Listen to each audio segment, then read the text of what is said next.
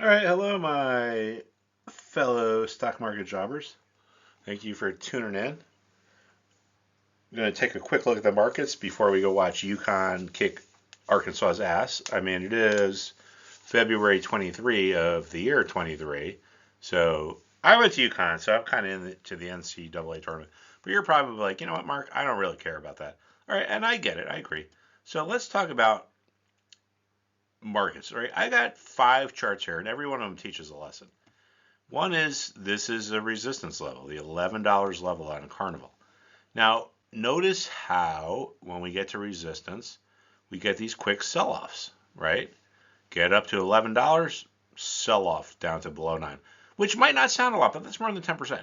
Get up to $11, sell off. Get up to $11, sell off.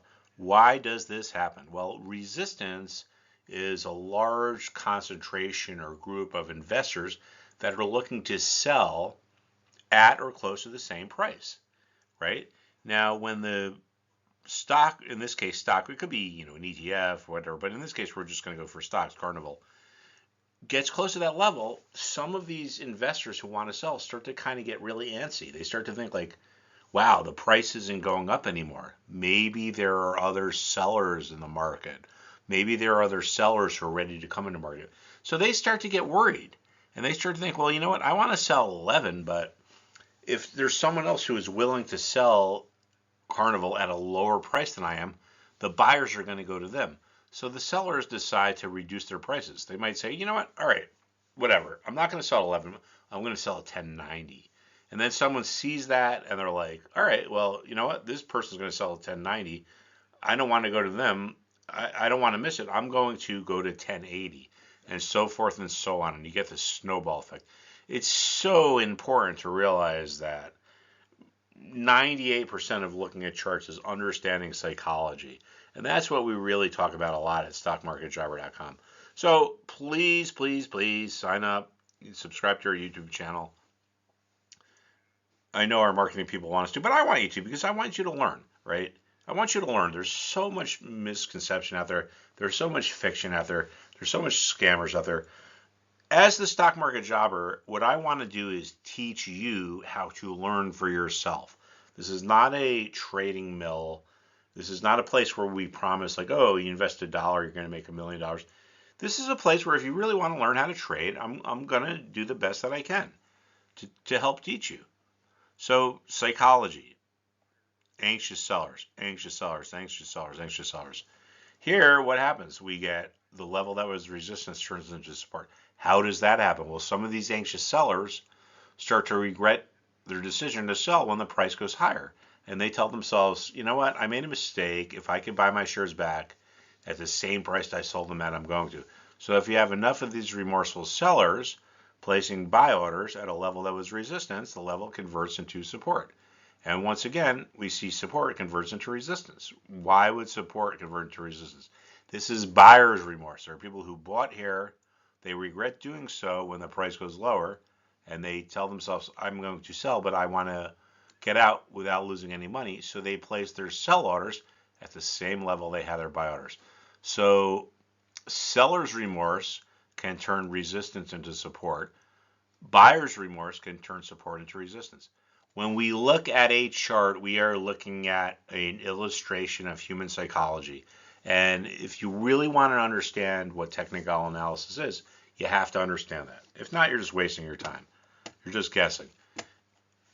There's so many of the technical analysts out there just don't know what they're doing. And even people that are, whatever, popular on television, they don't get it. They just look at these patterns and they go, oh, this is this pattern, this is that pattern. It doesn't matter what the pattern is. What you need to do is understand what it is showing us about market psychology. All right, enough of that. Let's go to the next chart.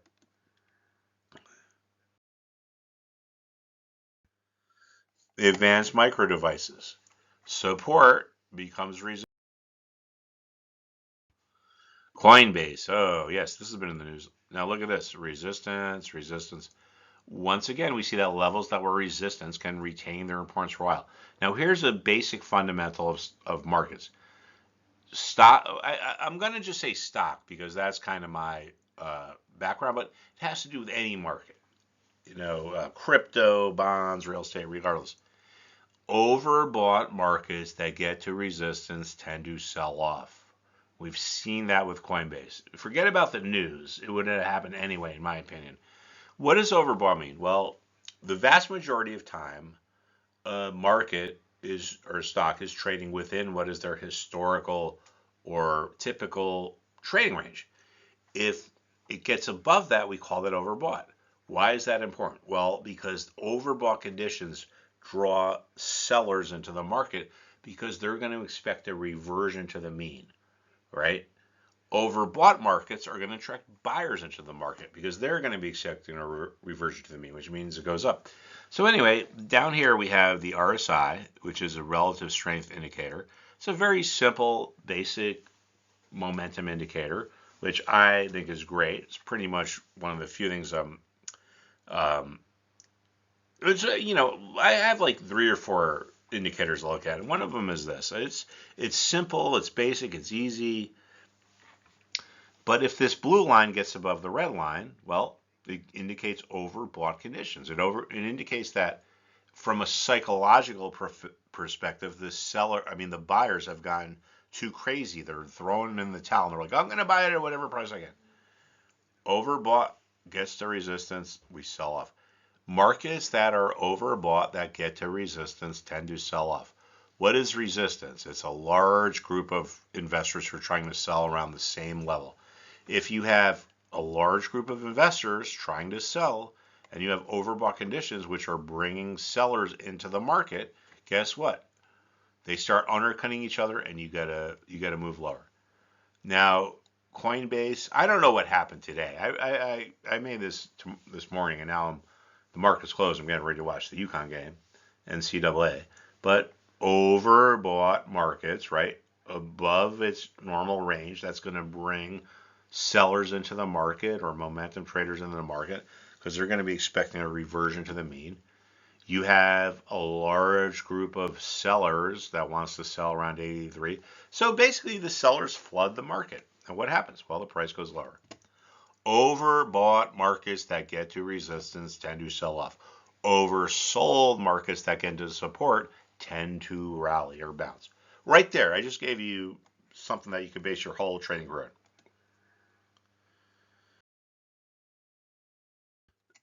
All right, here we see UEC, uranium energy, have a clear support level down here around 3. And the reason why I included this is because we have these lower highs. Markets don't go in straight lines, they go in peaks and valleys. And when your peak is forming at a lower price than your prior peak, like here, like here, like here, what does it tell us? Remember, we have to look at the markets in our charts through the prism or context of what does it tell us about supply and demand. Well, if we're getting lower peaks, this means the sellers are getting more aggressive. They're willing to accept lower prices. If the support level stays the same, it tells us that the buyers are kind of just chill with hanging out and waiting for the sellers to come to them. So if you have chill buyers and aggressive sellers, that sets the stage for the market to move lower.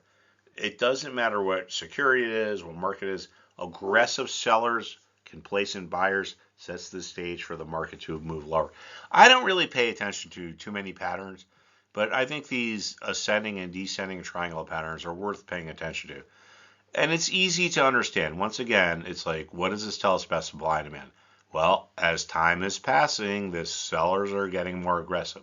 There's more supply coming onto the market. As time is passing, the buyers are kind of just chill. There's no more demand coming onto the market. You bring supply into the market without demand, it sets the stage for the price to go lower.